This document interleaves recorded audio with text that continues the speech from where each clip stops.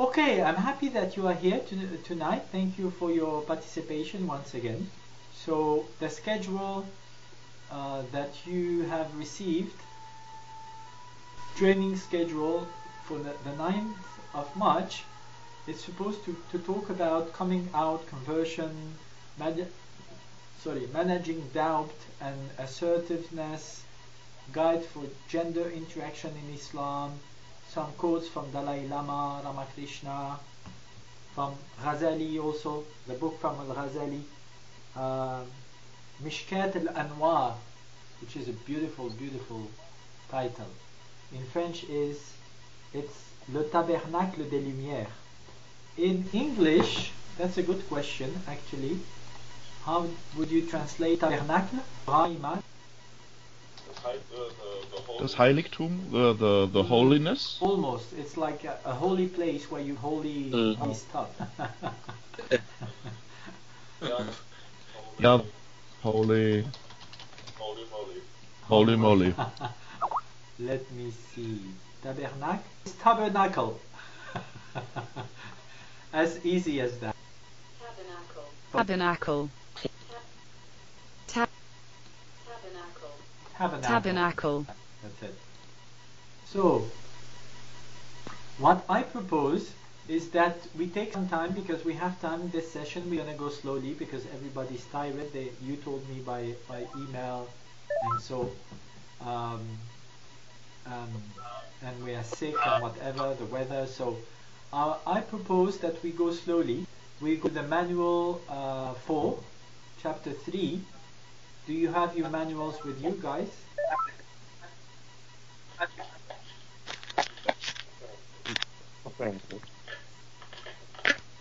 Otherwise I can send it to you once again here. Level 3? Level no, 3? Level 4, chapter 3. Okay. Chapter 3. Oh yeah, you received the hardcover. Yes, but I left it in the... Yes, but I left it in the mosque, unfortunately, so... So you have to PDF Sorry? now, like me. Oh, I have the hardcover somewhere, but anyway. Exactly, yeah. PDF is easier. Okay, so I propose... Sam, salam, comment tu vas? Salam, ça va Alhamdulillah, vous? et toi, la santé, la famille? Le Alhamdulillah, ça va. travail, Alhamdulillah, travail ça de l'homme va. d'affaires que tu es devenu. Alhamdulillah. Alhamdulillah. So, est-ce que tu peux Merci. prendre le manuel level 4, chapitre 3? Je suis sur mon téléphone parce que voir mon mot de passe sur l'ordinateur de Skype. Et là, comme sur mon téléphone c'est automatique, j'ai du mal à voir donc voilà, le mot de passe et j'arrive pas à voir tout sur mon téléphone, si vous voulez. Quelqu'un va le faire à ta place. So, what I propose, je disais comme nous sommes un peu... Je suis en train d'essayer de toute façon hein, avec l'ordinateur pour entrer. Oh, il n'y a pas de souci, c'est pas grave, c'est pas très important. Mais je disais comme nous sommes un peu fatigués, un peu malades, les D'accord. gens m'ont dit on a trop de choses à faire, on est fatigué, c'est l'hiver. Donc j'ai proposé d'aller plus doucement ce soir et de revenir au chapitre 3 du manuel 4 pour voir tout ce qui concerne les épreuves qu'on affronte dans la vie, le coming out en tant que nouveau musulman ou en tant qu'homosexuel musulman, etc. Toutes ces difficultés qu'on peut D'accord. So what I propose is that someone who's got the manual open,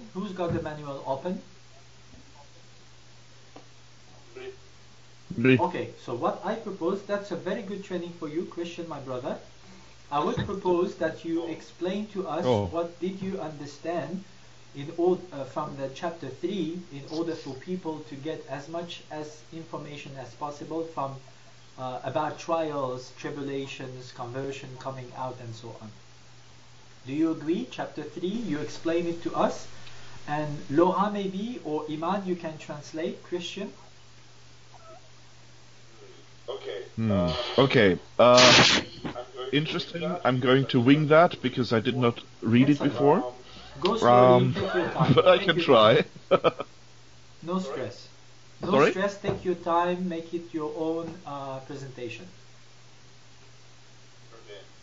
Okay. Okay, let's see. You can start reading, and sometimes So, you can just, resume. Okay, yeah, we start in to the topic of conversion. So the focus point for now is why the new Muslim should keep most of his or her focus on leaning the Islamic beliefs and deconstruct prejudice at the roots of our spiritual tradition. Translation, please. I'm actually very sick. I'm not sure I'm gonna make it until the end, so maybe Imad, if you can translate. Yeah, but I heard just a few words before. I had some bit of connection. Can you please repeat? Okay, the focus. Translate. Yeah, the lines are very. The lines are very jammed today. I barely hear everybody else, but let's try. The focus right now is why new Muslims should keep most of their focus on learning the Islamic beliefs and deconstruct prejudice at the roots of our spiritual tradition. Which is like the description of... Imad, c'est la description du chapitre 3. C'est la première ligne, en fait, du chapitre 3. Description. Ouais, mais en fait, c'est que j'arrive pas du tout à l'ouvrir. J'ai mon ordinateur qui me plante sur les mains. Ouais, mais je vais le faire en attendant. Pourquoi le nouveau musulman devrait conserver son attention à se pencher sur les croyances islamiques et à déconstruire les préjugés qui sont aux racines de notre tradition spirituelle. Ok. Okay. Okay. I'm gonna skip first of all. I will skip the Arabic terms right now because they will be touched in the text later on. And it's first of all, I'd like to go into the point in the process of converting to Islam. Which resembles a little bit of finding out about your sexual orientation, finding out about your gender identity. So these things are kind of similar to each other, and they usually end into a situation where you feel better and more in peace with yourself. Donc, se convertir à l'islam, c'est un processus qui est similaire à celui de découvrir son orientation sexuelle ou son identité de genre, et qui revient à se découvrir soi-même et donc à s'accepter en tant que tel et à pouvoir être heureux en tant que personne. Nowadays, converting to Islam usually is rather similar to accepting your sexual orientation or gender identity as being in a process, not being from one day to another, but usually taking weeks, months, or years in order to transform yourself. In the past, a lot of converts decided in a rather secular way, in a rather rational way, to convert to Islam because it was appropriate, especially in regard to like when wars were there, and so the people would have the opportunity to choose between death and converting. So that was a decision that was a rational one, but not a process of finding out about something in yourself. Donc le processus de conversion, c'est comme le processus de de découverte de son orientation sexuelle et de plus en plus de convertis ou d'athées en fait se convertissent à l'islam de façon, enfin, en se fondant sur des motifs rationnels. Voilà. So converting actually is like rather easy. Islam is rather simple with, oh, I want to join the religion, because usually reciting the Shahada, which is the testimony of faith, usually is enough in order to convert to Islam. So that's actually this one is a small step, but it usually quite some time is passes before you do that. Often people will, as they are in different situations, like with families or being alone or in a huge community or not. That process before the Shahada varies quite heavily, and it might even influence the time of the Shahada. So that means if you are rather isolated or with yourself, with the religion, it might take longer until you take the step of speaking the Shahada. Donc, se convertir à l'islam est considéré comme facile, puisqu'il suffit de réciter la Shahada. Mais par contre, vivre l'islam pleinement, découvrir ce que signifient ces préceptes, ça peut être plus compliqué, donc ça peut prendre en réalité plus de temps avant que la personne récite vraiment la Shahada. Yeah. And then, of course, that's the very first step. Then usually the convert is either in a still isolated, or in a very communicative situation, and it's very it very much varies how the oops. Salam Inja, how are you? Hello, Salam. Yeah, sorry. I guess Yes. there's a lot of sound again from around. Welcome. So, yeah, I will mute myself. Okay, good to hear you all. Sorry, Chris. So, as I was just saying, after speaking the Shahada, the situation, of course, continues the situation for the convert. So, a convert who is in an isolated or a very single situation, being isolated and having nobody else to turn to, that will not change through the Shahada. So, we need to be aware that converts usually in the beginning have the same situation just before they are speaking the Shahada. Et donc les convertis sont souvent dans une situation d'isolement et prononcer la Shahada ne change pas cette situation d'isolement. All right. So. Next step for becoming or like living the life of a Muslim, of course, is not only to convert and then that's it, but it's all about continuing the that kind of life, learning more about the religion and growing into the religion, and also, for example, in a community, and that's a little bit similar as well. As for coming out as a gay person, as an LGBT person, finding out about your gender identity, making steps, being open about your new identity as a Muslim, finding out if you get acceptance or not.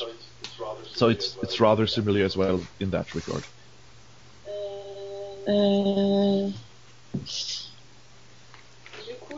Du coup, là, j'ai pas... C'était quoi le début?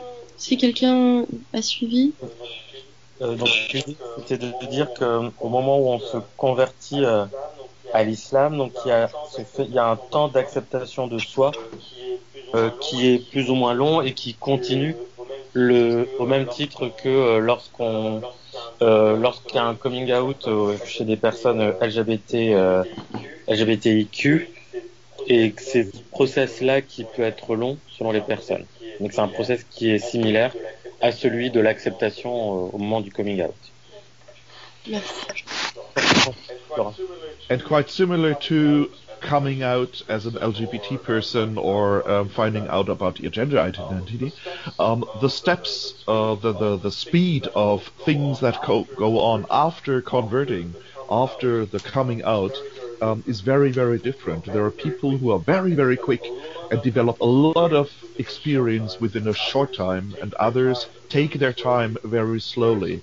There is a prejudice about converts, that converts usually like to be 150% better Muslims than everybody else. So that's a prejudice, but there are, of course, people who want to dive right into the religion and live it to the fullest and be very exact and very precise, doing all the prayers all the time and even starting to lecturing people. Donc là, ouais, vas-y. Ça doit, je prends la suite comme ça. Merci Laurent. Donc la rapidité des choses, la rapidité de l'acceptation et de l'action à la conversion que le coming out est différent selon les personnes. Et il y en a pour qui ça va très très vite, qui vivent énormément d'expérience, d'autres qui au contraire vont prendre leur temps. Et donc il y a un préjudice au niveau des personnes converties parce que certains veulent aller à être musulmans à 150% et donc et c'est la suite que j'ai connue.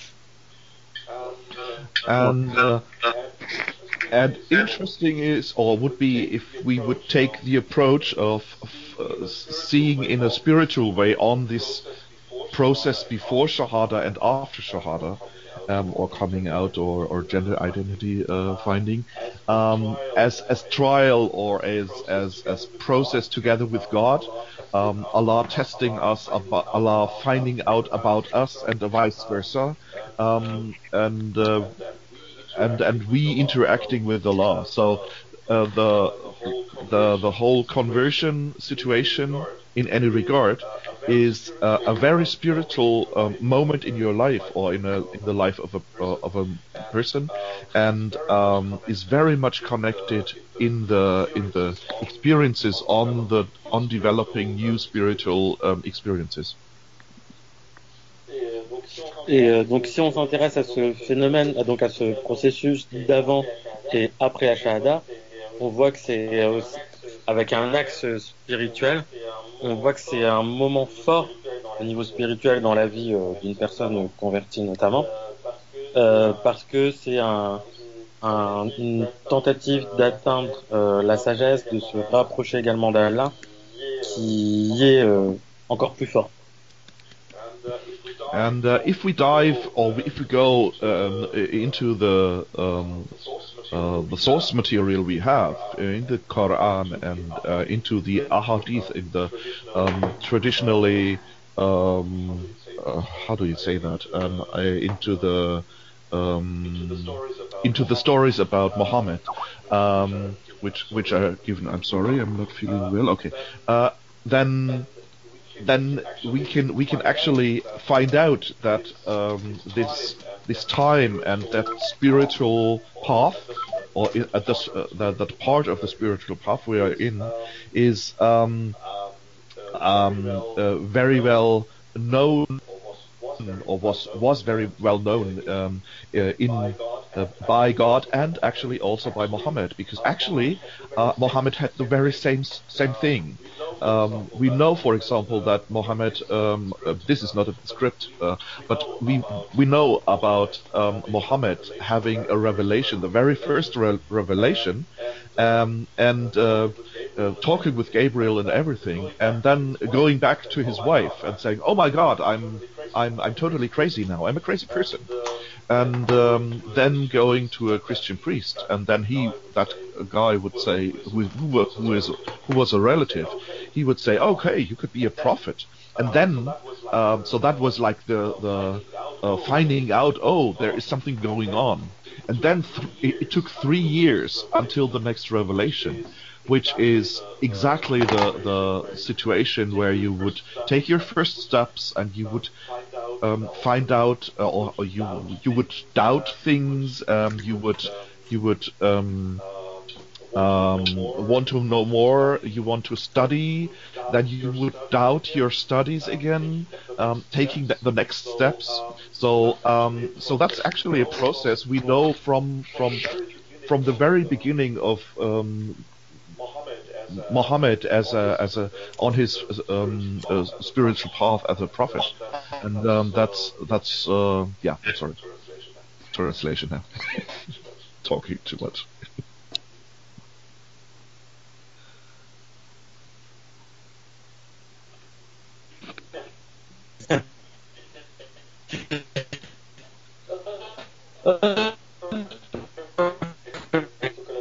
It took a lot of et donc sur ce processus donc l'exemple du prophète Mohammed au moment où il a eu la révélation, donc il parle avec Gabriel et il croit devenir fou, il va voir sa femme pensant qu'il est complètement devenu fou, puis va voir un proche qui est également un prêtre chrétien qui lui dit tu dois être un prophète. Et il a fallu 3 ans avant la révélation suivante. Donc ces 3 années-là, on voit bien qu'il y a, on peut y voir une forme du temps nécessaire d'acceptation. Le fait d'étudier, de remettre en cause ses études, ce qu'on lit, ses lectures, et d'être prêt à accepter, donc cette conversion. And in the script you will find a hadith from Muhammad saying, if God wants to do good to somebody, he afflicts him with trials. And he would also say, a man will be tested according to the levels of his religious commitment, and the trials will keep affecting a servant of God until he or she is left walking on the face of earth with no burden of harm whatsoever. Means that process is a process like the doubt and the not knowing, being unsure, feeling perhaps even depressed about things. This is a process which is actually meant by God in order to heighten your level of understanding of creation. So that's a very nice point in there. Et donc il y a 2 citations dans le chapitre. Donc une citation donc de 2 hadiths où le prophète aurait dit dans la première que si Dieu veut du bien à quelqu'un, il le met à l'épreuve. Et il aurait dit également les êtres humains seront testés selon leur niveau d'investissement religieux dans la religion. J'essaie de traduire maintenant. Et le servant de Dieu sera souvent mis à l'épreuve jusqu'à ce qu'il j'arrive pas à traduire.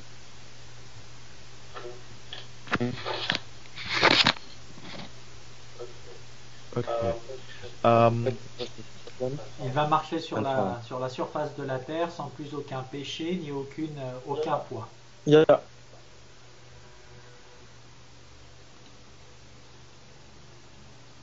Translation is done. Okay, thank you. Of course, before accepting Islam or embracing, diving into sexual or gender diversity, or finding out about your identity, it is very desirable that one is understanding what will happen in the future, what this will mean for your life.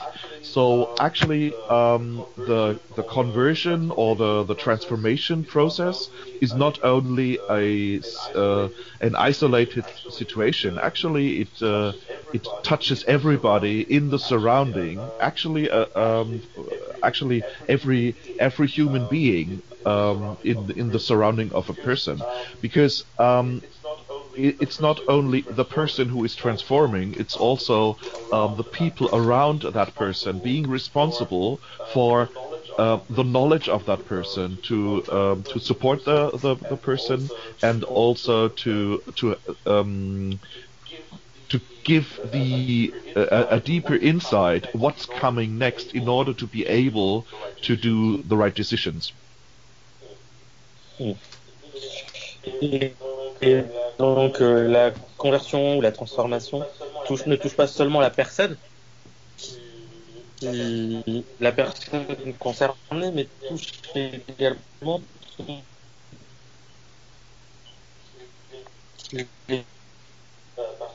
par cette conversion ou cette transformation. With Islam being a little bit more than a religion, as a philosophy of life, it's the whole embracing Islam is the very first step into a very long, actually, path. As Muhammad was getting the revelation for over a period of 23 years. The Quran was revealed to him. That was quite some time, and that's a how do you say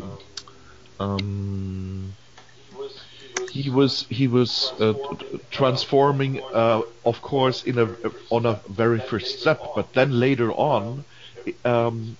Things built up and actually expanded in his life, and so that when a person embraces Allah and joins Islam, it's very likely that after Shahada there are more and more steps to take, and the path being broader and broader and more diverse.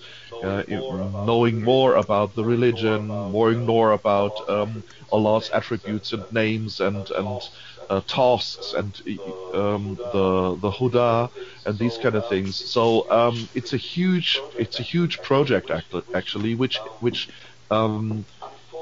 unfolds in front of somebody, and therefore people can and should support everybody on this path.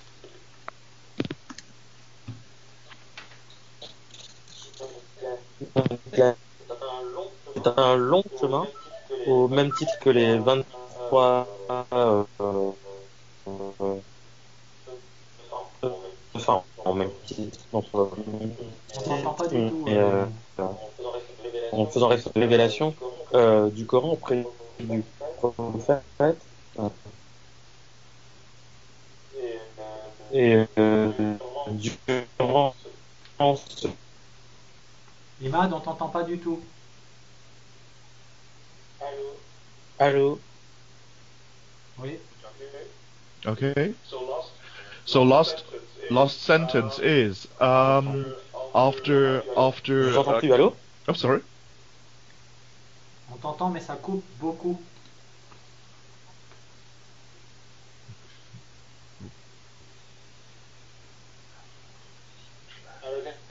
Hello guys, I lost you. Did you? Ah. Oui, on t'entend, Imad, mais ça coupe beaucoup. Parfois, on t'entend plus du tout. Hello. Allô, Imad? Hello. Yes, Christian, do you hear me? Hello. On t'entend pas du tout. Tu es trop loin, ça coupe sans arrêt. Ah mince, bah je redémarre. Okay, Imad is reconnecting. You can do it in English because Sam has left the session in any case. Yeah. I will translate. Actually, it's the last sentence I have right now.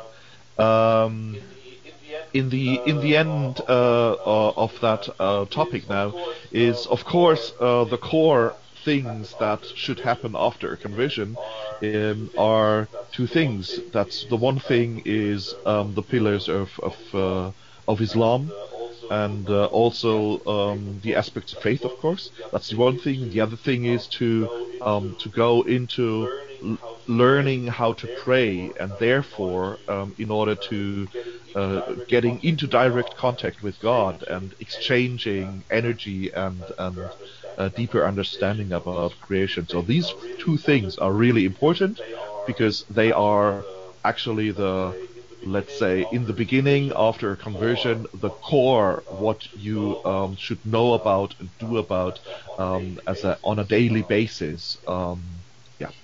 Yes.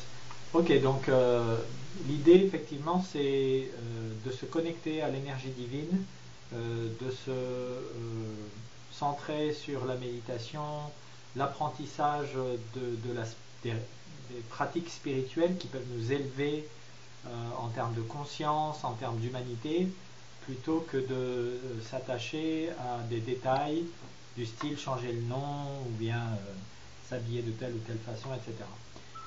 Thank you very much, Christian. I was impressed.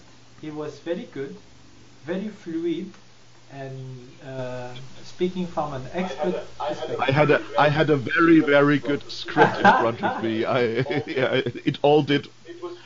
It did it for me. I did not do anything. But it's not that easy, to read and to be fluid and to make it concrete. So thank you once again. Donc merci Christian, j'étais vraiment impressionné par la qualité de la présentation, même si c'est par le biais du manuel que c'est réalisé, c'est quand même difficile de présenter de manière aussi fluide ce genre de sujet. Okay, Christian, I have a question for you. I'm sorry, it's a hard question, but a question that you will have that we all ask ourselves. This is the last hadith that is quoted twice in this chapter, about if Allah wants to do good to somebody, He afflicts her with trials, or she afflicts her with trials. Yes. Okay, so what about the 2 or 3 years old baby that is suffering and perhaps dying of whatever disease? Do you think that God doesn't care about that baby dying, so he or she afflicts that baby in terms of taking his or her life without any sin, but that baby is not supposed to have any sin. So how could we understand that as human beings? Ok, donc j'ai une question difficile pour toi, Christian. Je suis désolé par avance parce que c'est une question qu'on se pose tous, que les gens vont te poser, qui est compliquée. C'est le dernier hadith. Si Allah veut du bien à quelqu'un, il ou elle l'afflige avec des épreuves, afin de le purifier, de le tester, de l'élever spirituellement. D'accord, mais qu'est-ce qu'on peut dire du petit enfant, de petit bébé de 2 ou 3 ans qui va mourir d'une maladie incurable? Est-ce que Dieu, alors qu'il est supposé ne pas avoir de péché, est-ce que Dieu l'a lavé de tous ses péchés, a voulu reprendre son âme avant même qu'il ne commette aucun péché? Comment est-ce qu'on peut, en tant que musulman progressiste et inclusif et humaniste, comprendre ce genre d'affliction, d'épreuve envers de petits bébés? Thank you. Merci. All right. Yeah, I agree. This is a difficult question. It's not a difficult question because of having it difficult to answer, but it's a difficult question because it's an answer which is there for everybody. Everybody has that question in his mind and seeks an answer for that. There are several ways to approach that question.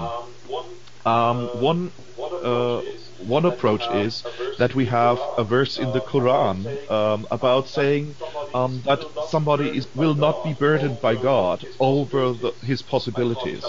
I can't tell you the number of the verse right now. I cannot, but I could look it up. So that's one of the things. And we are talking about a baby child. We are talking about a person who is not yet grown up and not being able to reflect on himself or herself, not to make free decisions yet. So we are talking about a person in a different stage, a totally different stage in his or her life.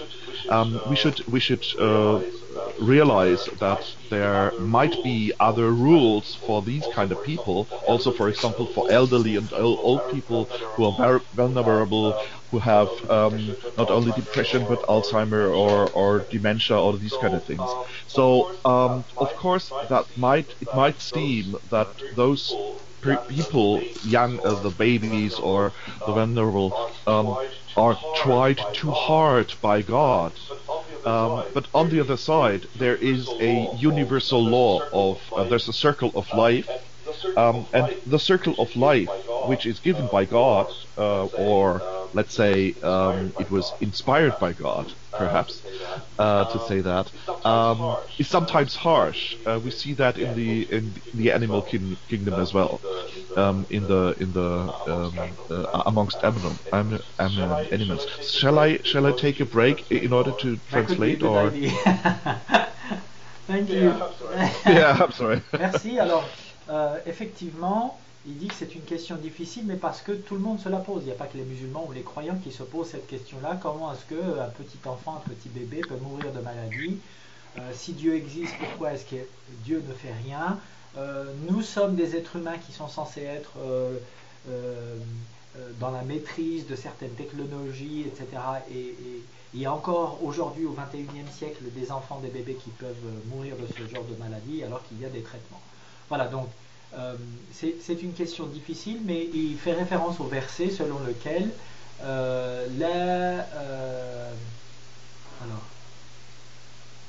La yukallifullahu nafsan illa wus'aha. Donc Dieu n'afflige pas une âme au-delà de ses capacités.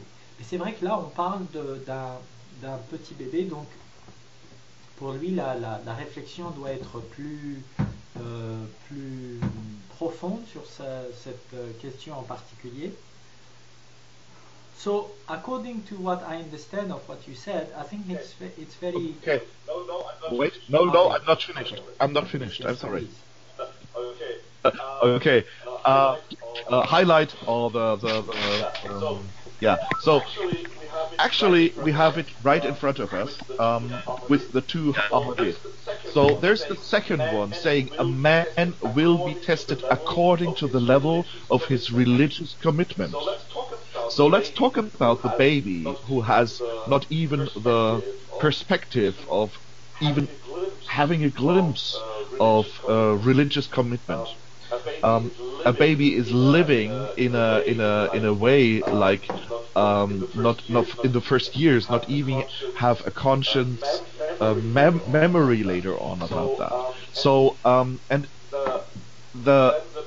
then the hadith goes on and says the trial will affect a servant until he is left walking on the face of the earth with no burden of harm anymore whatsoever.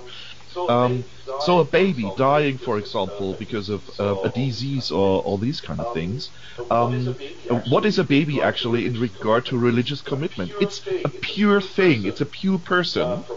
From my perspective, it's a pure person that has not even committed any sort of sins, except perhaps using its diapers. So, which can be considered a sin to the parents, perhaps, I don't know. No, it's really, I mean, if that baby is now dying, that baby will of course not be burdened by harm in any way. So when we are accepting a circle of life and the will of God, which we should, because that's the system we live in a way, like that is what that's something we embrace and say, yeah, we abide that, we go into that. We need to accept that things like that will happen. It might feel to us unfair, but the point is, Allah is so much greater than that. So we cannot actually judge Allah for letting him or her happen these kind of things, and we will know more when we actually are with Allah again. So it's a toughie. It's a difficult situation, and the only thing is actually you can try to get comfort out of the scriptures and hope and pray to Allah that the soul and the energy of the baby, for example, or the elderly person will be taken good care of God. Ok, donc pour lui, Christian, il dit qu'effectivement c'est une question problématique pour la plupart des croyants, parce qu'un bébé n'est même pas censé avoir de péché, il n'est même pas censé avoir de responsabilité. Et de ce point de vue-là, il faut, d'après ce que j'ai compris, il l'a dit de manière beaucoup plus longue, mais en gros, il a dit qu'il faut s'en remettre au jugement du bon Dieu. Alors, so I have resumed very much what you said, and I think it's very interesting, but maybe we can reflect a bit more upon illusions. The fact that the baby is different from, separated as an individual from other human beings might be an illusion. The fact that you and I, Christian, are two different human beings might be an illusion also. Mm. So that baby, maybe he didn't die. It's just a part of the divine energy within a given body that has been reinvested somewhere else, within this universe or outside, beyond this universe, God knows. And we are all part of the same energy. And this is also in relationship to the two books from Ghazali and from Dalai Lama that I'm going to quote read some quotes afterwards, after the end of your presentation. Ok. Donc, moi j'ai une proposition supplémentaire. Je pense qu'il faut peut-être aller plus loin et réfléchir sur la question de l'illusion de l'individualité.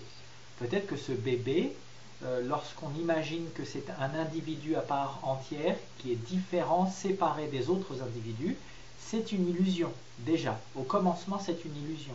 Donc le fait de ne pas comprendre, de trouver ça injuste, ça reposerait sur l'illusion que ce bébé est décédé, qu'il a existé pour une période donnée, très courte, et qu'il est parti trop tôt, etc. Alors qu'en fait, le fait que de se représenter moi et Christian comme deux individus différents, en cela déjà c'est peut-être, certainement d'ailleurs, une illusion. Nous ne sommes que des manifestations de l'énergie divine qui habitons un corps matériel pour une période donnée. Tout cela n'est qu'illusion, le temps, l'espace, le corps, la séparation, l'individualité. Et peut-être que ce bébé, son énergie, l'énergie divine qui a été investie dans ce corps qu'on considère comme étant celui d'un jeune bébé, a été réinvestie immédiatement après ailleurs, dans cet univers ou au-delà de cet univers. Peut-être que c'est notre compréhension de la vie humaine qui est à creuser de ce point de vue-là. Sinon, on continuera de trouver ça injuste, incompréhensible, incohérent avec la représentation qu'on a d'un Dieu qui est miséricordieux et amour. Okay, maybe Christian.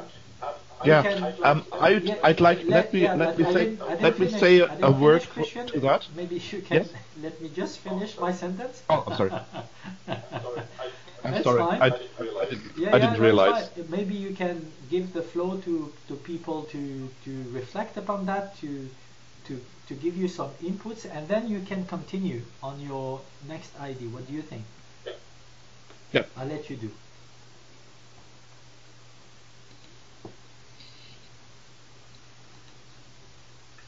Maybe if you invite them, they will talk to you, Christian.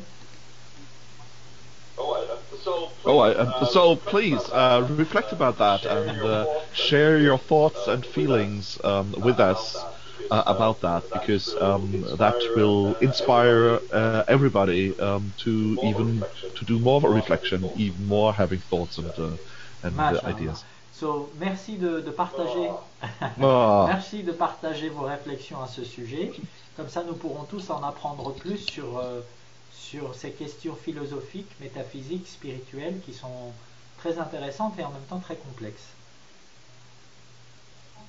Maybe you can ask one by one, like that you will motivate them.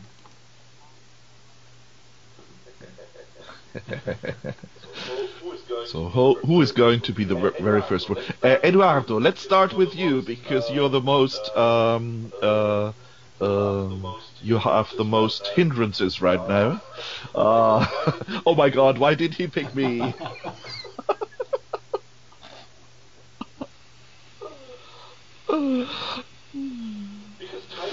Because typing will be so difficult now, and it will take so much time that the others will have so much more time to reflect. That's a beautiful thing, isn't it?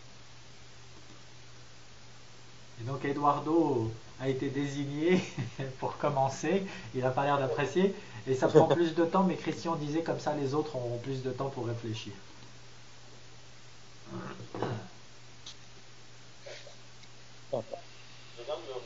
Je viens de me reconnecter, on réfléchit sur quoi? Ah, re-bienvenue. Alors on réfléchit sur la question du petit bébé lorsqu'il décède très jeune d'une maladie par exemple incurable. Comment est-ce qu'on peut réfléchir sur cette question de la justice, de la miséricorde divine infinie?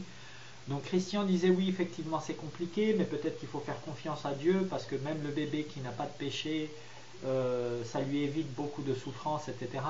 Moi, je disais peut-être qu'il faut partir plutôt sur la question de l'illusion, de la séparation entre tel et tel individu.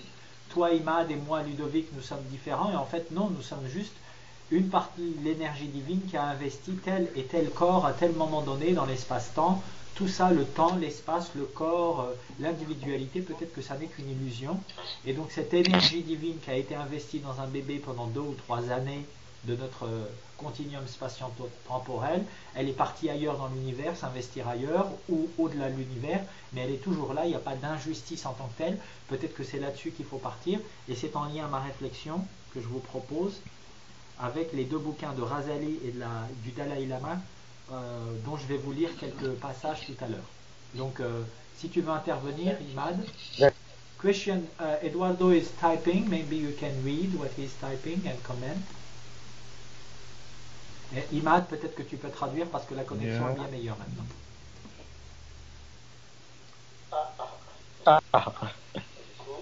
Du coup, actually, it's difficult for me to read it because my web thingy is difficult here with me. Like I'm using Skype by web, the web thing, and so maybe I can read it to you. Yeah, that's amazing. Yeah, thank you.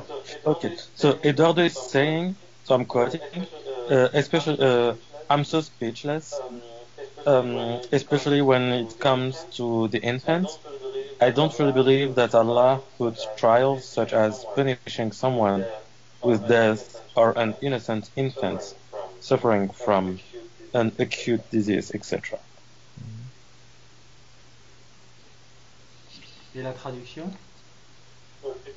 Donc Eduardo disait qu'il était sans voix, surtout lorsqu'il s'agit d'enfants.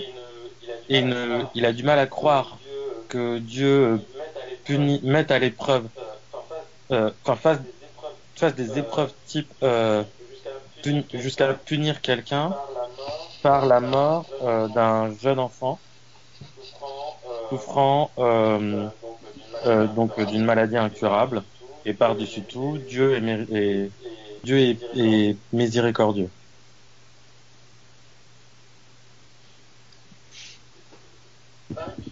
Thank you, Eduardo. Next one. Who is next? Sam, what about you? j'ai compris que Sam. Ah, ça c'est facile, ça. That was an easy answer. Sam is saying it. En fait,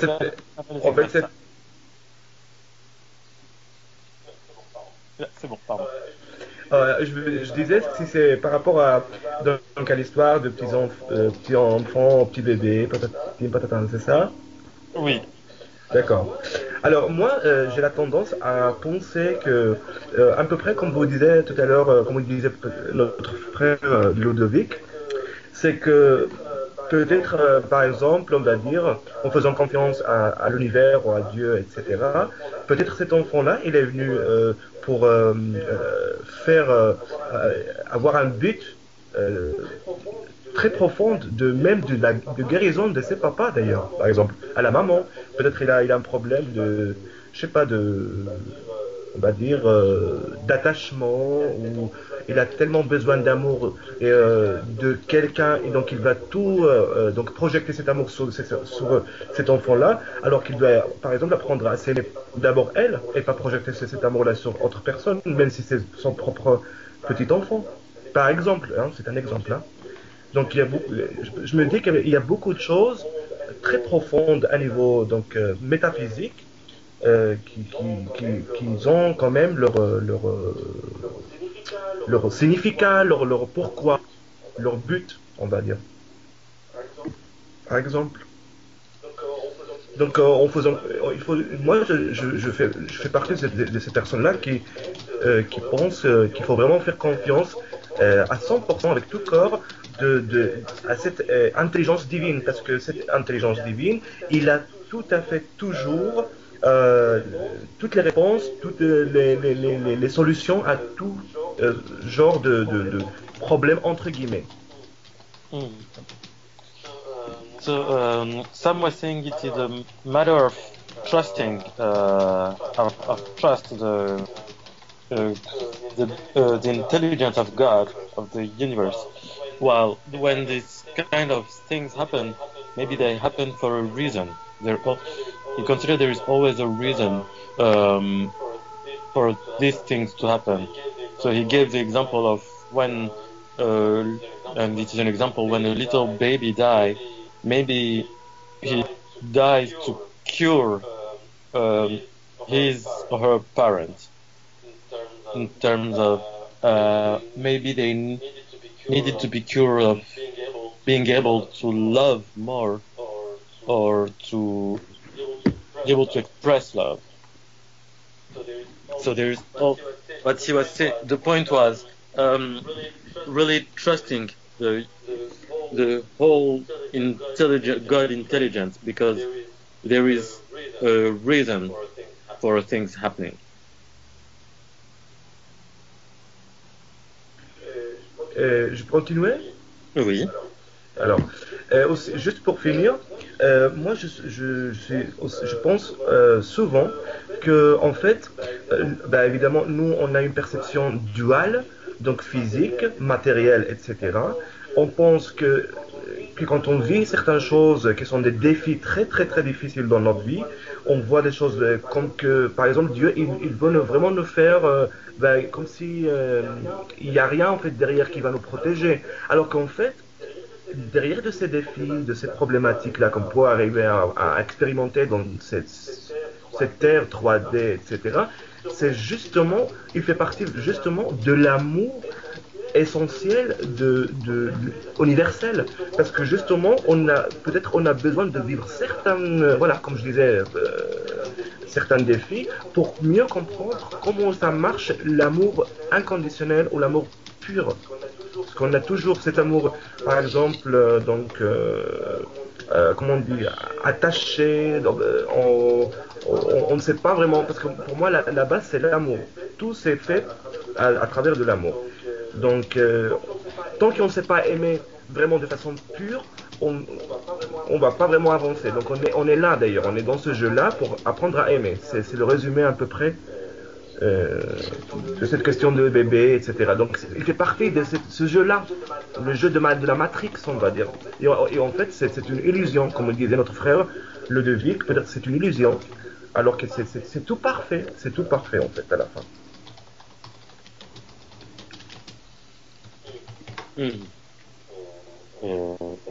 J'essaie de rattraper le début. So, Sam was saying we have a kind of dual vision, a kind of duality in our vision, but it is a matter of really a love and a kind of unconditional love. So a love which is everywhere, and even in sadness or in when we have some trials or some difficult moments, in the end we have this unconditional love, and maybe this life, as Ludovic was saying, is just an illusion, and that's what's really the most important, the deepest thing is this unconditional love in the end,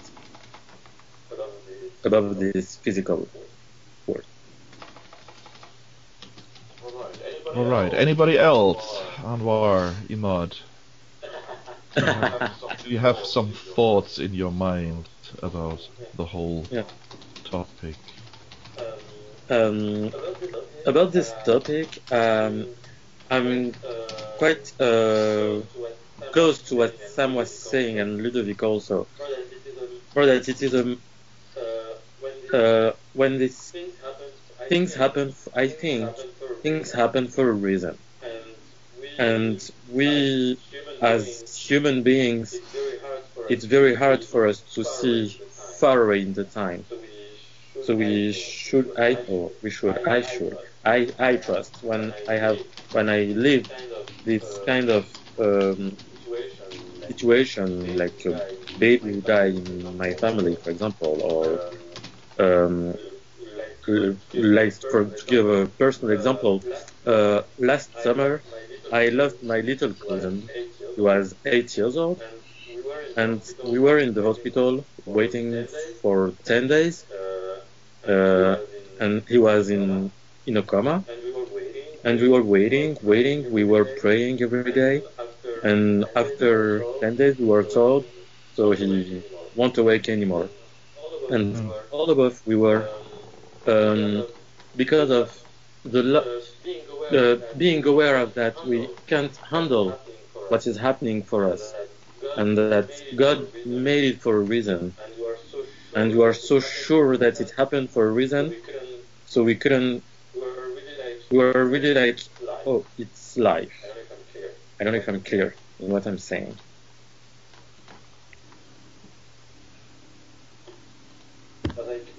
Was I clear? Yeah, sorry, translation. Yeah, ok. Donc je disais que j'étais assez proche de la vision que une partie de ton argumentation, Sam, sur le fait que tout arrive pour une raison, même quand c'est des moments pas toujours faciles à vivre. Et je donnais un exemple personnel, donc qui est le décès de mon petit cousin de 8 ans qui est mort l'été dernier. Donc il est resté une dizaine de jours dans le coma, et avec toute ma famille en fait à l'hôpital, au moment où on a appris le décès, on s'est tous sentis portés en fait par non pas par de la tristesse, mais par de tristesse, mais aussi qui disait c'est au-delà de nous. Si c'est arrivé, c'est que c'était pour une raison, et qu'au final on devait faire confiance à Dieu, et que si c'était arrivé, il y avait forcément une raison qui nous dépassait et qu'on découvrirait plus tard, et qu'il nous fallait accepter ce moment-là, aussi difficile soit-il.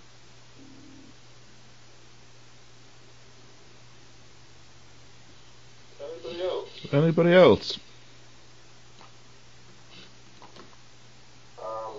I think, well, similar to Imad and Sam, I think a baby or a babies, how to say, are not qualified for a trial yet. I mean, because they still do not have perceptions on religions, or let's say they are not obliged to to do anything that is related with the religion, for example, like a praying or I don't know, something else.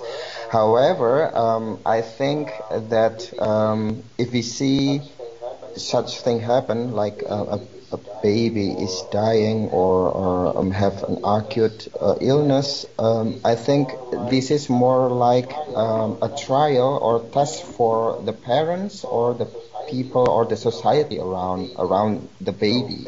So basically, this is a test for how these people, the parents or the people around the babies will act or will perceive this event, and then how they will develop their own their own understanding on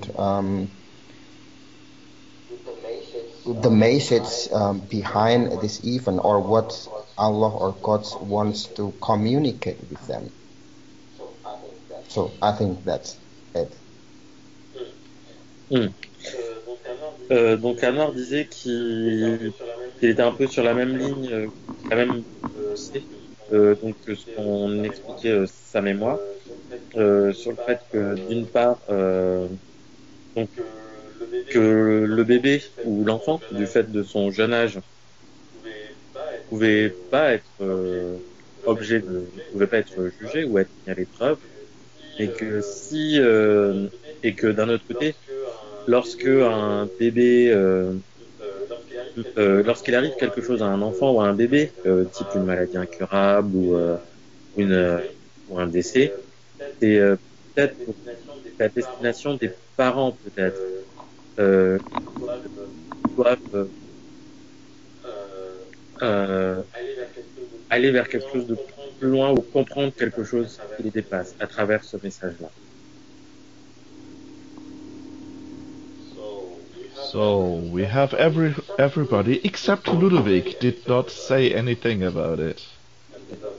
And Eduardo is typing. Yeah, I said that for me it's an illusion. I will let you finish your IDs, Christian, my brother, and then I will just code some,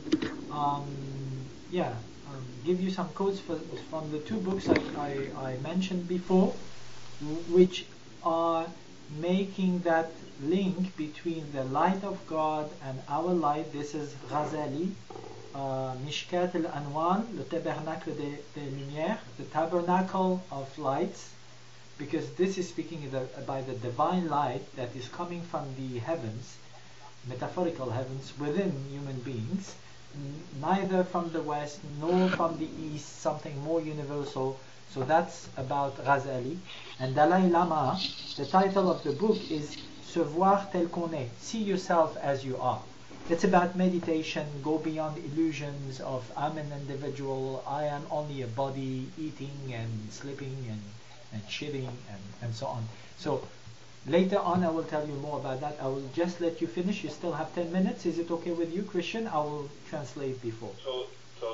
Excellent. Totally. Donc, moi j'ai déjà répondu un petit peu à ce que je pensais de cette question-là, très difficile, pour moi très, très difficile depuis des années.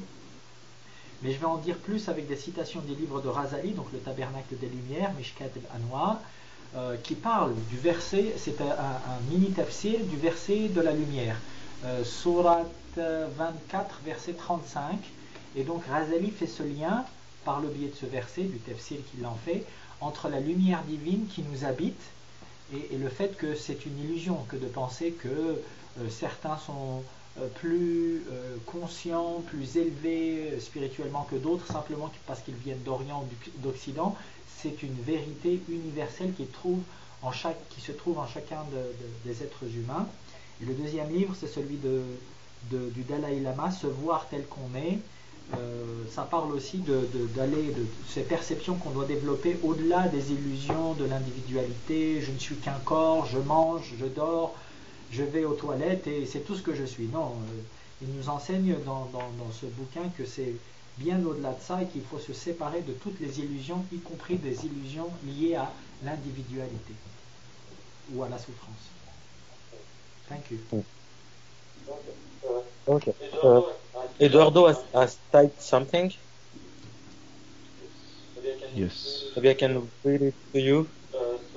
So Eduardo typed, I quote, "One who believes in Allah also has acknowledged the existence of Satan.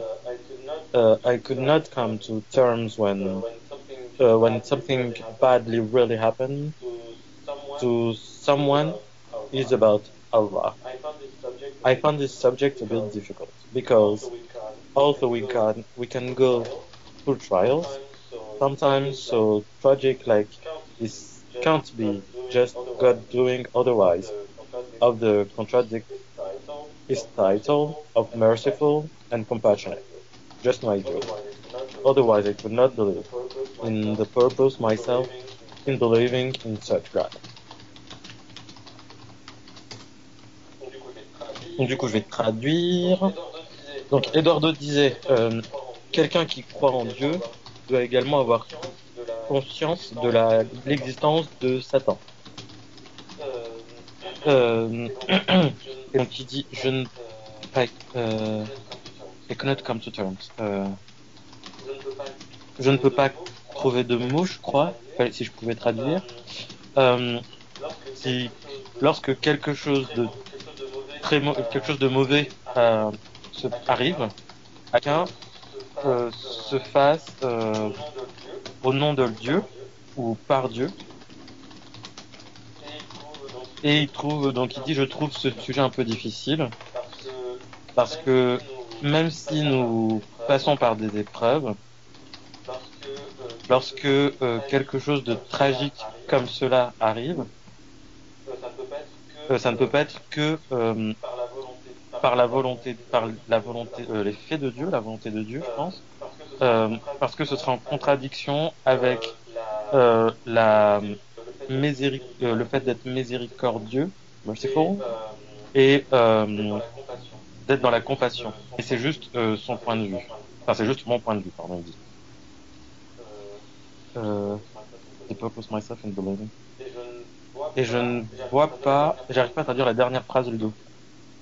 Alors, otherwise I could not see the purpose myself in believing in such God. Autrement, je verrais pas l'intérêt, en ce qui me concerne, de croire en un tel Dieu. Mm-hmm. All right. Thank you first of all for everybody for the input. That was really inspirational, and I'd like to go back a bit even more because what the whole thing reminded me, what you said, Ludovic, about the illusion of a separate person. Reminded me about that one workshop we did in Marseille about the faithful and God and being separated from God and what hinders us to be a part of God again. So if we connect that, and so that would be the idea of there is a universal energy. Let's say this might be something like Allah. Which is a part of us, working through us, even testing us in order to do it in a like enabling us to come to terms again with the core of the energy, to return to Allah, which is obviously the purpose, and a baby being and so the whole idea of something, things are happening for a reason. That means obviously, as the baby has no what does it say, religious commitment yet. The idea of trying the baby, testing the baby is quite wouldn't fit. So of course, when we are talking about testing and as a trial, that cannot be real for the baby, but obviously for the people around the baby. It has obviously something to do in order to heighten, to expand the possibilities, to perhaps even experience things like that, horrible things that would enable us to advance in our understanding and our also in our spiritual development. Because if we know about the most horrible pain, what else can there be? So if we go very deep into things, this is actually a good thing for us because we experience it. It's a tragic concept, but it would be possible. So because of course we never connected anything negative with the baby. If somebody is dying in like when he's 30, it's different than a baby dying, and but a baby being actually more in sync with God than we are, because we are attached to things, to ideas. The baby still is like a little direct part of God, and that's suddenly a way.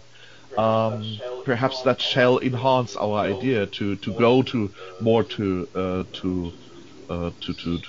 seek that we are a part of Allah. And I just realized another thing, and that would be my last idea. Good luck with translation first. That was a long sentence. Oh, I'm sorry. Shall we? Okay, last idea later after translation.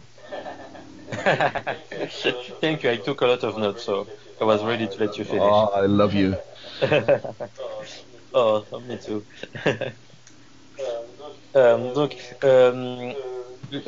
Christian proposait de revenir en arrière sur cette idée donc d'illusion, sur le fait que cette vie est une illusion et que nous sommes tous une part cette partie-là, je l'ai plus. Mais il dit que ça lui faisait penser à un workshop, à un atelier que vous aviez eu, qu'il y avait eu à Marseille, sur ce thème-là, sur notre lien avec Dieu. Et donc ensuite, il revient également sur l'idée que les choses arrivent pour une raison. Et donc, il dit effectivement que si l'enfant n'a pas de responsabilité au niveau religieux, c'est pas lui qui conteste, mais que lorsqu'on parle de faire éprouver des choses, de faire tester ou des choses, ce n'est pas sur le bébé, mais c'est sur les personnes qui l'entourent. Et donc pour ces personnes-là, faire l'expérience de choses difficiles, de choses même horribles, pour ces mots, nous amène quelque part à avancer dans notre spiritualité, dans notre développement spirituel. Et parce que nous passons c'est Dieu, mais ça amène également au développement spirituel à ce moment-là. Okay, so last idea I had was, and I just looked it up while you were translating. I realized that I knew in a short sentence that Muhammad experienced exactly that thing. 3 of his children died as a child. 2 of them with Khadija. I don't know how old they were, and the 3rd one with Maria in the age of about 2 years. So actually, Muhammad experienced exactly that situation, losing a child, which is actually not in the position yet to be tried or to be tested. And interesting enough is what happened with Muhammad is he still brought up the idea of Islam, promoting it, and providing the reason why we are now here together talking about that. And I just realized that it had to happen, obviously, to Muhammad as well, and he did. So I'm rather thankful for remembering that, and that might inspire us as well. That things like that are happening all over the ages, also to prophets, and still the prophets can do extraordinary things.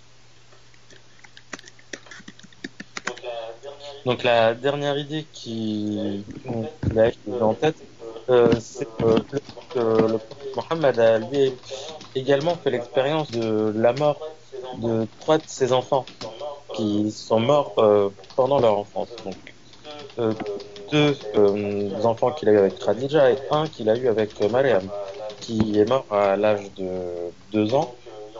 Et donc il en conclut que ces moments difficiles aussi arrivent à des personnes comme les prophètes, et donc qui montrent que ce n'est pas qu'un signe, que eux-mêmes aussi sont mis à l'épreuve par ce type d'événements difficiles.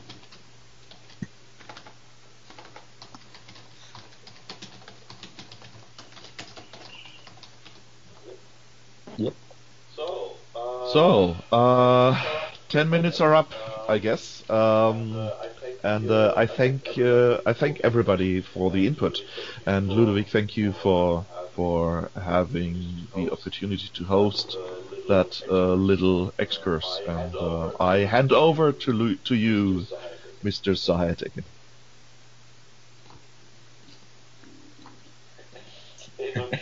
Et donc il disait que Christian disait que ces 10 minutes sont finies, et il remercie chacun des participants pour les éléments de réflexion que vous avez partagés. Il remercie également Ludovic pour nous avoir laissé cet espace d'échange. And what was the last one you were thanking?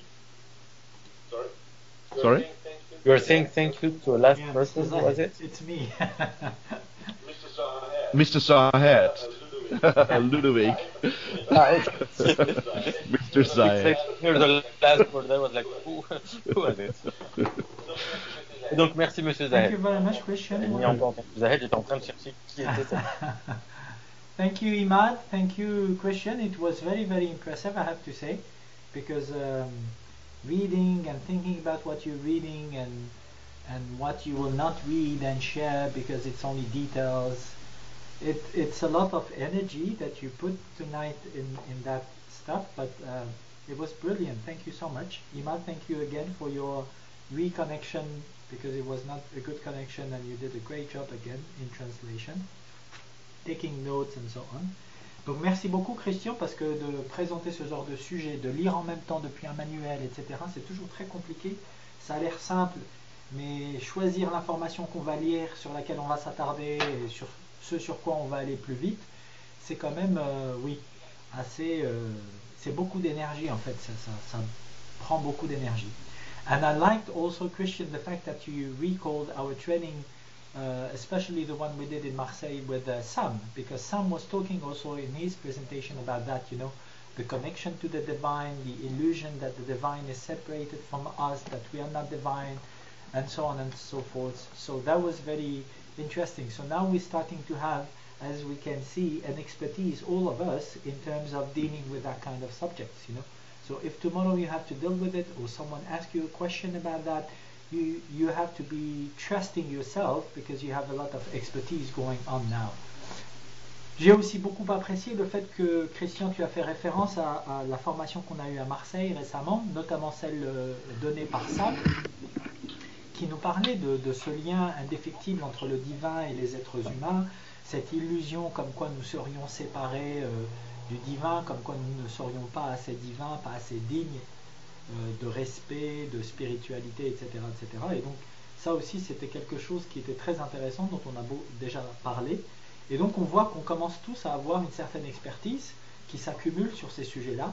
Et si demain vous avez à gérer ces sujets, ou quelqu'un vous pose une question sur ces sujets-là, il faut que vous ayez confiance en vous-même, parce que vous commencez à avoir une expertise réelle et concrète sur ce genre de sujet quand même très complexe. Okay, first book that I told you about from Ghazali, le Tabernacle des Lumières, Tabernacle of Lights. enlightenments. Donc le premier livre, Tabernacle des Lumières de Ghazali. I will recall a few biographical elements about Tabari, because it's not Al-Ghazali, sorry, Tabari is another scholar, because it's important also to be conscious, to trust yourself, and to be conscious of the fact that we're not the first one to do what we do in terms of inclusive Islam, progressive Islam, liberation theology, fighting for the rights of minorities, having a more spiritual representation of Islam, non-political representation of religion, and so on.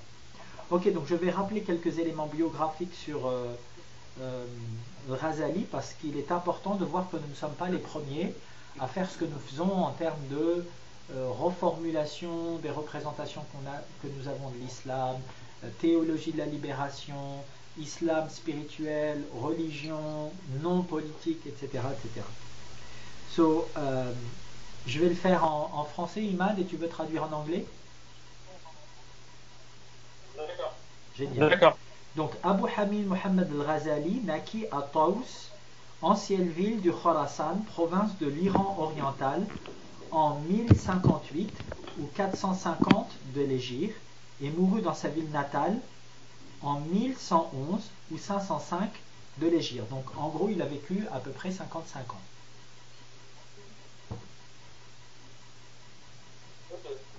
Okay, so Abraham al-Ghazali lived 55 years, and he was born and he lived in où ça, en Égypte, c'est ça que tu as dit? En Iran oriental, province de l'Iran oriental, le Khorasan. Il est né en 1058. And was born in 1058 in Oriental Iran. But this, oui, pardon. Mais malgré le fait qu'il n'a vécu que 55 ans, il a laissé une œuvre monumentale, très très importante pour les musulmans de son époque et pour les musulmans qui sont venus ensuite.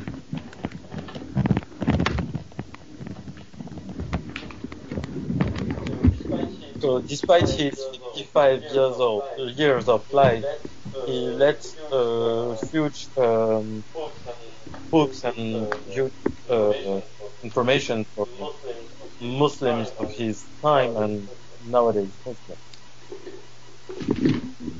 Alors il a commencé comme docteur de la charia, et ensuite il a été juge à Bagdad, et qui était la capitale du monde musulman à l'époque, et ensuite près du calife abbasside, et ensuite il a fini par renoncer, comme on l'avait déjà dit un petit peu, il a renoncé à tout son pouvoir, tout son argent, à sa famille.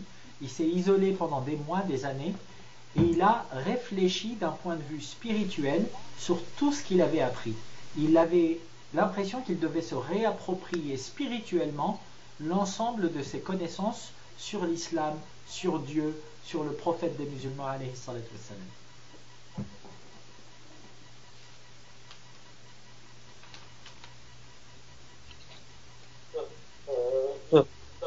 He started as a doctor of the Sharia, and then worked in Baghdad, which was the capital of the Muslim world.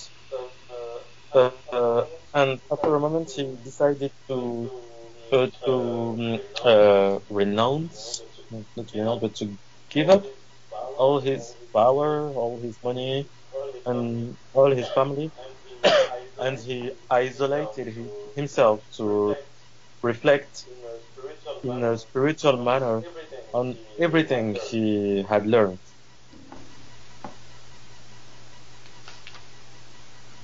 Et c'est ainsi qu'il est revenu à la spiritualité par la critique des sciences de son époque.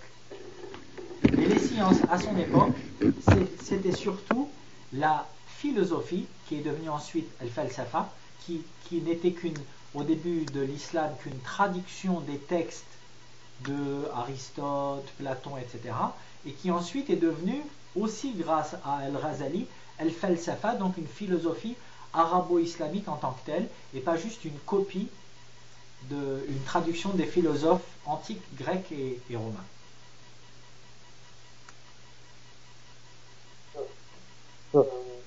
And this is how he came back with it to spirituality by criticizing the science of the time, starting by the philosophy called al-falsafa, which at that time was translation of Aristotle, Plato, and after this criticizing, he created a falsafa, a philosophy from an Arabic point of view.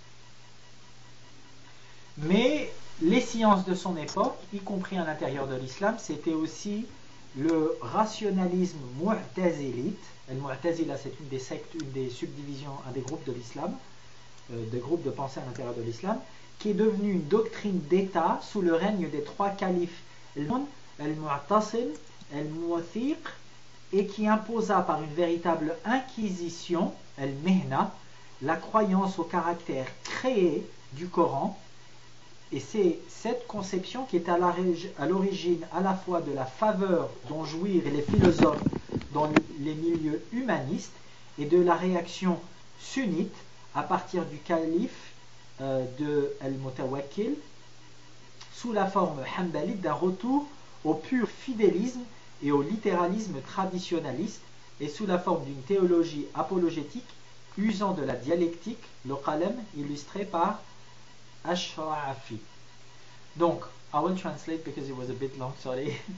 So, the sciences of his time was not only philosophy, but it was also the rationalism, the pure, rigorist, perhaps extremist rationalism of Mu'tazila. It's a sect, a group within Islamic groups, and Al-Mu'tazila are very well known to have imposed the idea that reason have to prevail on anything else. And they said that the Quran was created. And it was a big fight between Muslims at the beginning of Islam, trying to understand if the Quran is a revelation of God, or if the Quran has been inspired by God, but created by the Prophet, written down by the Prophet Muhammad, peace be upon him, like a spiritual point. In between those two extremes, as always, maybe. and yes, this is also what we are trying to do. We are trying to find a middle way, a golden path, as we say in English, between pure rationalism and pure superstition, keeping our faith but being pragmatic humanist, something like that. Maybe you will formulate it differently, but just to give you an idea that what he's done 1,000 years ago, we have to do it again. So each generation has to do it again and again. And there's a hadith from the Prophet, peace be upon him, which says that every generation will see emerging people who will revive the religion for Muslims, you know, get back to the roots of Islam, get back into spirituality, and this is what you are doing, and you have to be very proud of that. Ok, donc c'est juste pour vous dire, de manière schématique, que entre cet extrême très rationaliste et cet extrême très superstitieux, il y a certainement une voie du juste milieu, un chemin d'or, comme on dit, la voie du juste milieu, et c'est ce chemin que nous essayons de retrouver aussi en tant que progressistes, inclusifs, garder notre foi, mais être des humanistes pragmatiques et rationnels. Et c'est simplement pour vous dire que ce qu'il a fait il y a 1000 ans, nous sommes en train de le faire, vous êtes en train de le faire, il faut être fier de ce que vous faites. Ok, so, in his life, dans sa vie, il a écrit effectivement plusieurs livres qui vont donc retravailler le dogme musulman d'un point de vue spirituel, mais en même temps d'un point de vue tout en étant pragmatique, parce que c'était un juge, donc il connaissait la société sociologiquement, il connaissait le contexte dans lequel il travaillait, mais il voulait que ce contexte soit inspiré, soit élevé par une spiritualité plus authentique et moins dogmatique. Et c'est ce qu'il a fait dans tout un tas de livres qu'il a rédigé par la suite, lorsqu'il est revenu après avoir abandonné les affaires publiques pendant plusieurs années.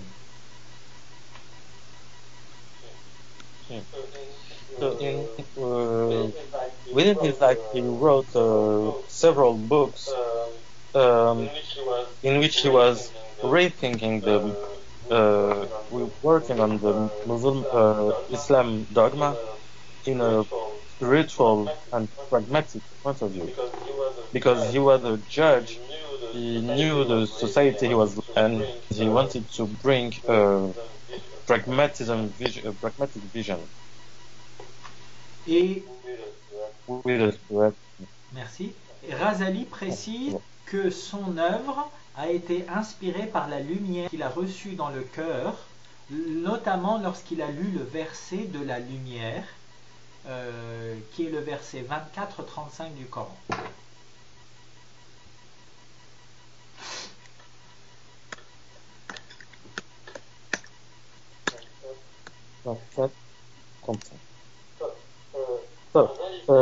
Razali said he was inspired. He was inspired by the inspiration he had in his heart when he read the verse of light 34:35.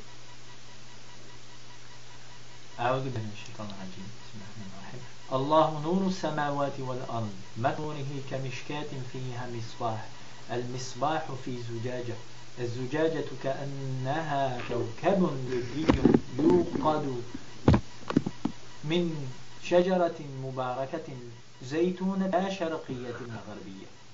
Dieu est la lumière des cieux et de la terre, et le symbole de sa lumière serait un foyer où se trouverait une lampe qui elle-même serait nichée dans un récipient de cristal ayant l'éclat d'un astre brillant qui tirerait sa luminosité d'un arbre béni, un olivier qui n'est ni d'Orient ni d'Occident et dont l'huile jette sa clarté presque d'elle-même sans avoir été touchée par aucune étincelle, donnant ainsi lumière sur lumière, Dieu est qui il veut, qui est parabole aux êtres humains, car sa science n'a point de limite.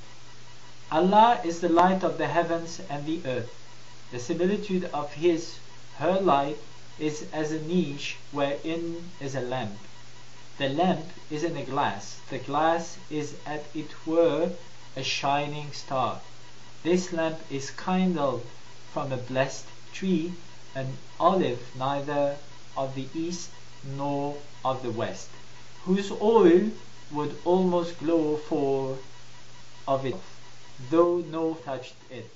Light upon light, Allah guided, and to her its light whom she will, and Allah speak to mankind in allegories, for Allah is knower of all things. Vous avez plusieurs mystiques soufis qui se sont attaqués à l'exégèse de ce verset unique et ils en ont écrit tout un bouquin en général. Donc Razali est un d'entre eux. El-Jilli, si je me souviens bien, a aussi écrit un bouquin que j'ai ici, que vous pourrez consulter, mais que je n'ai pas retrouvé là. Comme je vous ai dit tout à l'heure, c'est intéressant de voir que cette vérité, cette lumière qui nous touche tous, qui est à l'origine de notre création, n'est ni d'Orient ni d'Occident. Il ne faut pas qu'il y ait de clivage par rapport à ça, la vérité vient de partout à la fois. Et un autre élément important, c'est qu'elle jetterait sa clarté presque d'elle-même, c'est touchée par aucune étincelle. Elle n'a pas besoin d'une étincelle, elle existe par elle-même, elle se suffit à elle-même, et cette lumière divine, cette vie est à l'intérieur de chacun et chacune. Ça, c'est très important de voir que nous sommes indépendants, autosuffisants, en théorie, en tout cas spirituellement parlant. Ça, c'est clair. Okay, so the first thing is that there's several Sufi masters who wrote books about only that verse, trying to explain what that verse means. And Ghazali is one of them. Lee also, you have a book of him here at the library of Qalam. He wrote also a book about that. Anyway, so Ghazali points out, as I said, that this light is neither from east nor from west. So the truth is coming from everywhere. So we are all human beings. Nobody has the truth and the others have none. So all together we can find the truth by holding better representation by all together. And the second is whose oil would almost glow for of itself, though no fire touched it. So that light is self-sufficient. It doesn't need anything to touch it, to burn and to light. It's lighting by itself. This is very important, that the truth of God, the spirit of the divine, needs nothing to be the truth, to be vivid truth, to be inspiring us. And that light, that truth, that independent, self-sufficient truth, we have it within ourselves. So theoretically we are, as human beings, we have a part of that self-sufficient truth within us, at least spiritually independent, and we do not need anyone to tell us what the truth is about, because we have it within us. So we have once again to keep faith in ourselves. Ok, donc le deuxième livre maintenant, très rapidement, juste quelques passages, Se voir tel qu'on est, du Dalai Lama. En introduction, il cite 4 points qui sont en lien avec ce qu'on vient de dire, qui nous permettent d'atteindre cette vérité, comme disaient les philosophes Platon, Aristote, d'aller au-delà des illusions du quotidien, au-delà des illusions, l'allégorie de la caverne de Platon, si je me souviens bien, on l'avait vu ça aussi ensemble. Il y avait 4, ici il y a chez le Dalai Lama 4 principes qui nous permettent d'aller au-delà de ces illusions et d'atteindre cette vérité qui nous dit le Coran qu'elle n'a besoin d'aucune lumière pour nous éclairer spirituellement au quotidien. Le Dalai Lama nous dit, premièrement, il faut prendre conscience du fait que la solitude universelle est indispensable pour résoudre les problèmes mondiaux dans leur globalité. Donc toujours cette ambivalence que nous avons tous les êtres humains entre individualité et tawhid, universalité. Le deuxième principe, c'est l'amour et la compassion sont les 2 piliers de la paix mondiale. Troisième principe, l'ensemble des religions mondiales et les mouvements humanitaires agissent pour la paix. Bon, ça c'est idéaliste, on pourrait dire, parce qu'ils sont universalistes, qui agissent pour autre chose que pour la paix, pour le profit, pour l'intérêt, pour tout un tas de choses. Mais bon, on va dire que idéalement c'est pour la paix qu'on agit tous, chacun y mettant une définition peut-être différente.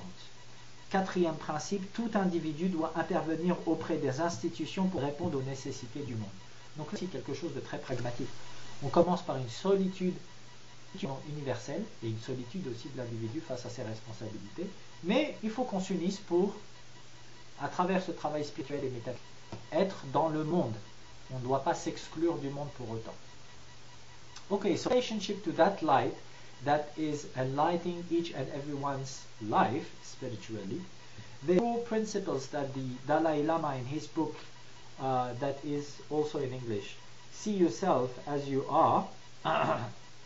4 principles in the introduction of the book. The first one is the loneliness and also the responsibility, universal responsibility of each and every one of us is mandatory for us to solve global issues that we all have to face nowadays in terms of climate change, economical crisis, capitalism, exploitation, modern slavery, whatever, name it. Second principle, love and compassion are the 2 pillars of the peace in the world. Third principle, all religions and humanitarian movements are acting towards peace. This is something that, I think that some people are not working for peace, as I said in French. But yeah, maybe we have some different definitions of peace. But for me, some people are working for interest, for money, for power, but that may be their own definition of peace, and they are full of illusion, and they have to work on their own definition of peace. The fourth principle is each individual has to intervene within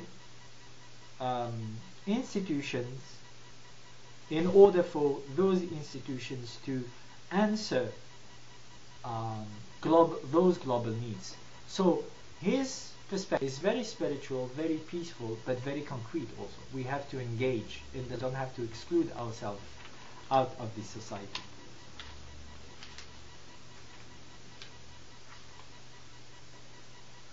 Okay, just to finish before letting you speak, page 31 of the book, many beautiful quotes, but this is going to be the last one. A book from Patrul Rinpoche, which is like a saint, a holy man within Tibetan Buddhism. And he said, at the beginning of the practice, be ardent, be strong as an animal that is trapped in a hole and who is looking to free himself. In the middle of the practice, of your spiritual practice, of your life, be like the farmer when he is taking the crops out of the land, trusting that it's going to be good crops here. And then at the end of that practice, be like the le berger. How do you say the berger? Berger en anglais. Berger. The one who is looking after the sheep, you know? Oh, good Lord. Be like the one who is looking after his animals. Who brought shepherd, yes, of course, shepherd. Be like the shepherd who brought his animals back at home. Be at peace. Look at what you've done. Reflect upon this and transmit to the next generation as much as you can. Ok. Donc je finirai par une parole une citation. Il y a de belles citations dans et de belles leçons dans ce livre, mais bon, on n'a pas trop le temps, donc ça sera la dernière. Une citation de Patrul Rinpoche, qui est un saint homme du bouddhisme tibétain, et qui dit: au début de la pratique, sois ardent comme un cerf pris au piège dans un trou et qui cherche à se libérer. Au milieu de la pratique, sois comme le fermier lors de la moisson qui se fie à sa récolte. À la fin de la pratique, sois comme le berger qui a ramené son troupeau à la bergerie. Donc il faut avoir le temps, au bout d'un certain moment dans votre vie, pour réfléchir à ce que vous avez accompli, à transmettre le maximum et être confiant dans le fait que vous avez ramené le troupeau à la maison. Ok, what do you think about that? Qu'est-ce que vous pensez de ces citations de Razali, du Dalai Lama, du fait d'être à la fois dans la lumière autosuffisante et universelle, dans l'introspection, la réflexion, l'auto-émancipation, mais en même temps être engagé dans la société. Qu'est-ce que vous pensez de cette voie du milieu que nous proposent certains mystiques comme Razali et le Dalai Lama, une voie du milieu entre le pragmatisme pur et dur et entre la superstition religieuse ignorante, la sainte ignorante, comme dirait Olivier Roy. What do you think about those way, that golden path between pure reason and dogmatic religious superstition that some mystics engaged in their society, like Razali 1,000 years ago and Dalai Lama today? They are proposing that middle way between one extreme and the other. What do you think about that?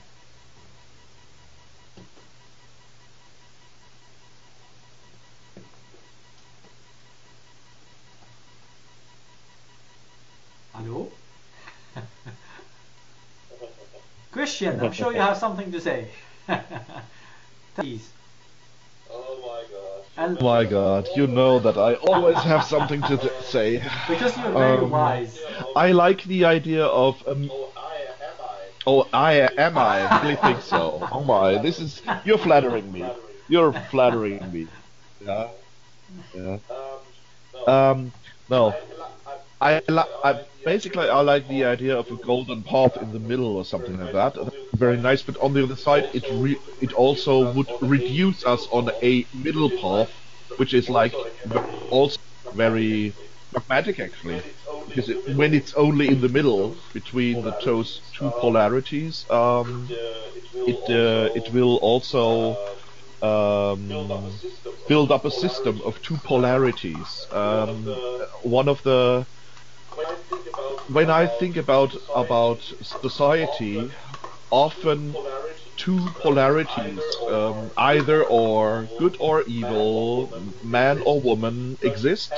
But as we, for example, know, or I know, there is between male and female, there's so much more between that. And so would that mean, for example, that we need to use the middle way, or are there a lot of ways that are between the two polarities that are even perhaps crossing each other?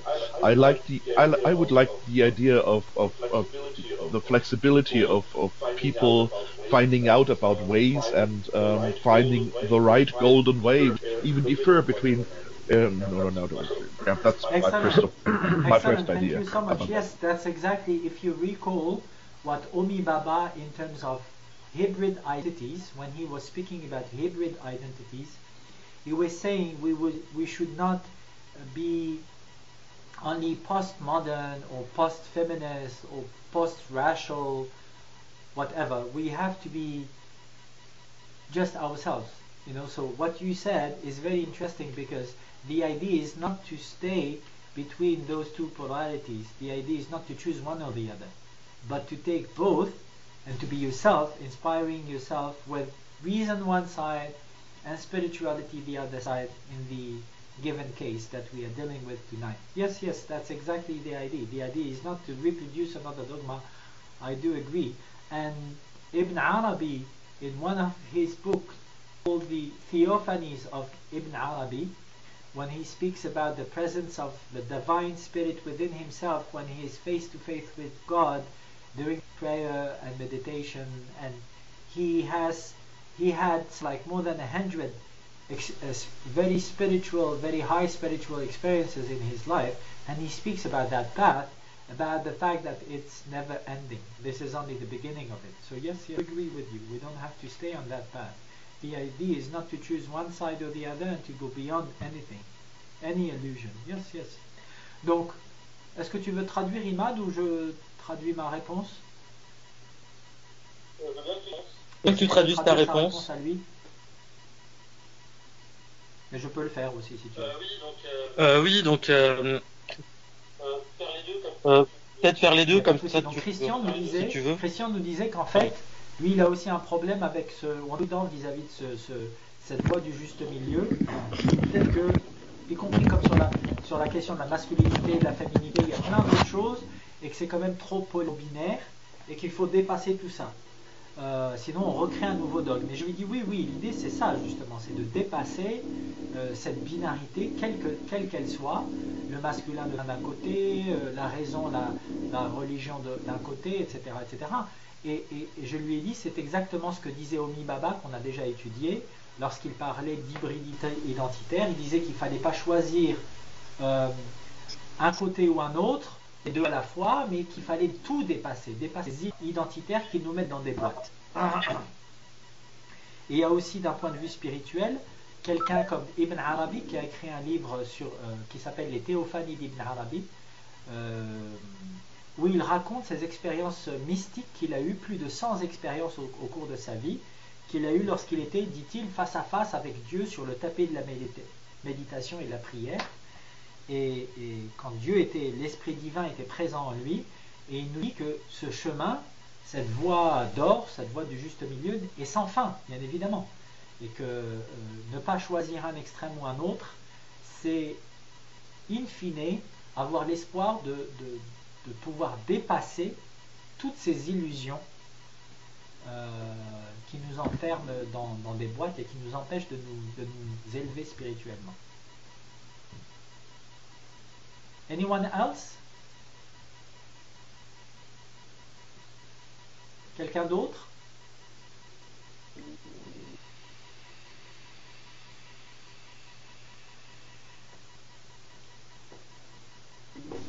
Might be your words, Christian, might be the last ones tonight. So maybe we can say that it's the end of our beautiful session. Is it okay with everyone? Ça va? On peut dire que c'est la fin, que Christian nous a bien éclairé et qu'on peut se dire au revoir pour ce soir. سبحان ربك رب العزة عما يصفون وسلام على المرسلين والحمد لله رب العالمين. Paix et bénédiction sur les messagers. Merci mon Dieu pour tous les bienfaits. À la semaine prochaine, Inch'Allah. Peace on the messengers. Thanks God for all your blessings. And see you next week, Inch'Allah, 7:30. Bye bye. Salam. See you next week. See you next week. Salam. Salam. Bye bye. Au revoir. Merci Sam, bon courage pour tout ce que tu fais. Hein. Merci beaucoup, c'est gentil. On en parlera. On se tient au courant.